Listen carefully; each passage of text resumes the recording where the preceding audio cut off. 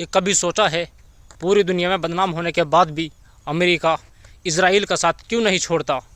You keep sending billions of dollars to Israel. Shame on you all! Shame on you! ऐसा लगता है जैसे कि लैला मजनू के बाद अमेरिका और इजराइल की लव स्टोरी पूरी दुनिया याद रखेगी। I love Israel. I love Israel. United States of America would have to invent. बल्कि ये स्टोरी हमेशा ऐसा नहीं थी। दुनिया में एक वक्त ऐसा भी था जब यहूदी और क्रिश्चियन एक दूसरे से नफरत करने लगे थे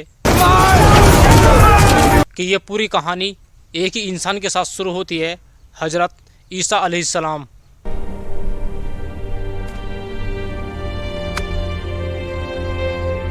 तो 2000 साल पहले जब सारे यहूदी फिलिस्तीन की तरफ रहते थे, People of the covenant, the time has come to rise and reclaim what is ours. Yes!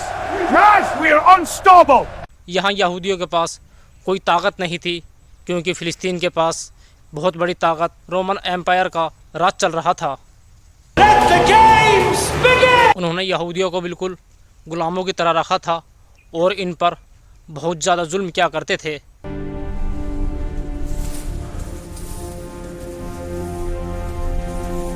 और ये सारी निशानियाँ देखकर यहूदी के एम्पायर को तौरात में लिखी हुई सारी बात समझ आ गई थी।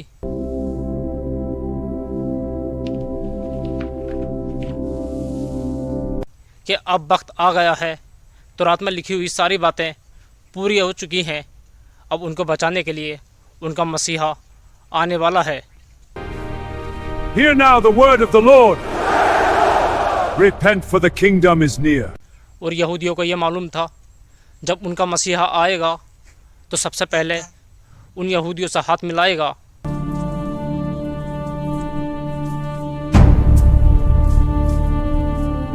इन्हें साबूसी देगा और इनका दोस्त बनेगा, लेकिन ऐसा बिल्कुल नहीं हुआ। अल्लाह एक है और उसके सिवा कोई माबूद नहीं है। और ईसा अलैहिस्सलाम बार बार लोगों को इकट्ठा करके इन यहूदी स्कॉलर्स के खिलाफ बोलने लगे।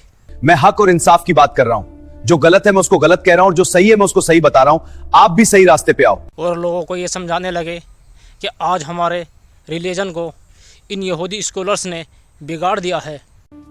आज हमारे रिलेशन को इन यहूदी स्कॉलर्स ने बिगाड़ दिया है।